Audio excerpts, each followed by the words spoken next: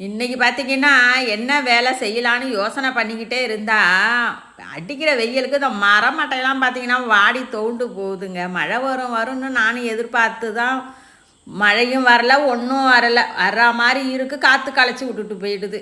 சரி நம்ம ஓசை போட்டு கொஞ்சம் தண்ணிய எல்லா செடிக்கும் பாய்ச்சி விடுவோம் அப்படின்னுட்டு கொஞ்சம் செழுமையா அந்த இருக்கும். கொஞ்சம் தண்ணி தெளிச்சு விடும். ஆனா இந்த வருஷம் ஓரளவுக்கு மழை பெஞ்சதுனால இந்த செடியெல்லாம் கொஞ்சம் ஓரளவுக்கு தப்பிச்சுட்டுங்க. இருந்தாலும் இப்போ தண்ணி இல்லை. சரி கொஞ்சம் தண்ணியை பிடிச்சி விட்டுட்டு இந்த ஓமவல்லி இலையை பார்த்தீங்கன்னா, நான் வரும்போதும் போகும்போதும் ஒரு ஒரு இலையா கிள்ளி கிள்ளி வாயில் போட்டு தின்னுக்கிட்டே போவேன். இது சளிக்கெலாம் நல்லது. குழந்தைங்களுக்கும் இது வந்து கொடுக்கலாங்க. குழந்தைங்க அப்படியே சாப்பிட மாட்டாங்க. அதுக்கு பாருங்கள் பஜ்ஜி சுட்டு கொடுக்கலாங்க. இது நல்லாயிருக்கும். நான் வந்து நம்ம சேனலில் போட்டிருக்கேன் பாருங்கள். ஏற்கனவே நான் பழைய வீடியோலாம் போட்டிருக்கேன். நல்லாயிருக்கும் பஜ்ஜி சுட்டு சாப்பிடும்போது.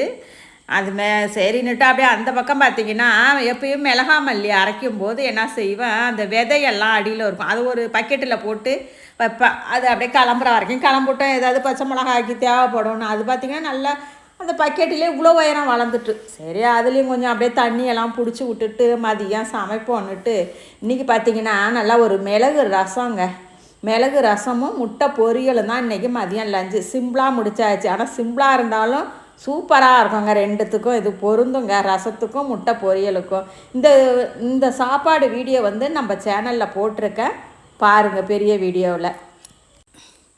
அப்புறம் மதியம் லஞ்சை முடிச்சுட்டு ஈவினிங்க்கு ஒரு பச்சை பட்டாணி சுண்டல் செஞ்சுருவோன்னுட்டு அதை ஊற போட்டிருந்தேன்னா அதை அப்படியே உப்பை போட்டு கொஞ்சம் வேக வச்சுட்டு கொஞ்சம் தலைவலிக்கிற மாதிரி இருந்ததுன்னு கொஞ்சம் ஸ்ட்ராங்காக மசாலா டீ போடுவோன்னு சொல்லிவிட்டு இதுக்கு பார்த்திங்கன்னா ஒரு கிராம்பு, லவங்கம், பட்டை, 2 ஏலக்காய், சுக்கு பொடி, டீ தூள். ஃபஸ்ட்டு இதை வந்து நம்ம வந்து தண்ணியில் நல்லா கொதிக்க வச்சுக்கணும். வச்சுட்டு அதுக்கப்புறம் நம்ம தனியாக பாலை காய்ச்சணுங்க. காய்ச்சி அதை இதுக்கு பார்த்திங்கன்னா நான் வந்து கருப்பட்டி வெல்லம் சொல்லுவாங்கள்ல, அந்த வெல்லம் தான் சேர்க்குறேன். இது நல்லாயிருக்கும் கருப்பட்டி வெல்லம். இந்த கருப்பட்டி வெல்லம் சேர்த்து செய்யும்போது நம்ம பால் சேர்க்காமையே அதை வந்து டிகாஷன் மாதிரி குடித்தா அதுவும் நல்லா தலைவலி கேட்கும். அதோட சரி 2 மிளகாலாம் கிள்ளி போட்டு அந்த சுண்டலையும் தாளிச்சிருவோம் அப்படின்ட்டு கடுகு, உளுத்தம்பருப்பு, கொஞ்சம் பெருங்காய பொடியெலாம் போட்டு அதையும் நல்லா தேங்காயெலாம் போட்டு அந்த சுண்டலையும் தாளிச்சிட்டு டீயும் ஈவினிங்க்கு ரெடி ஆகிடுச்சிங்க. அவ்வளோதாங்க இன்றைக்கி நம்ம வீட்டில் சாயந்தரத்துக்கு சுண்டலும் நல்லா மசாலா டீயும் போட்டாச்சு. இது மாதிரி சாயந்தரத்தில் வந்து ஒரு டீயோட இந்த மாதிரி சுண்டலோட வச்சு சாப்பிடும்போது தலைவலியும் இருக்காது, உடம்புக்கு ஹெல்த்தானதுங்க இது.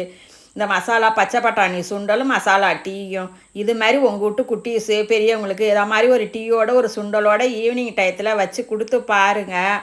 அவ்வளோ சூப்பராக வாங்கி சாப்பிடுவாங்கங்க. நாளை சந்திப்போம்.